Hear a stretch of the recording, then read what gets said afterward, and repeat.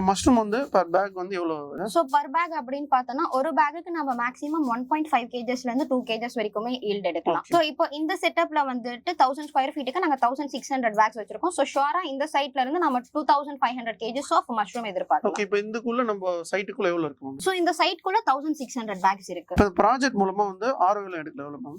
So இப்போ இந்த project மூலமா எவ்வளவு ROI எடுக்கலாம் அப்படின்னா, அண்ட் இப்போ இந்த ப்ராஜெக்ட் நம்ம பண்ணுறோம் அப்படின்னாவே நமக்கு வந்து கவர்மெண்ட் சைட்ல இருந்து நிறைய சப்சிடிஸ் இருக்கு. ஸோ இந்த ப்ராஜெக்ட் பண்றோம் அப்படின்னு ஒன்ஸ் நீங்க எங்க கிட்ட வந்துட்டீங்கனாலே நாங்க அந்த கவர்மெண்ட் சப்சிடிஸ் இன்க்ளூடட் பண்ணி தான் நாங்க வந்து இந்த ப்ராஜெக்ட்டை ரன் பண்ணி கொடுப்போம். ஸோ ROI அப்படின்னு பார்க்கும்போது 12 months இருக்குன்னா 6 cycles நமக்கு வரும்.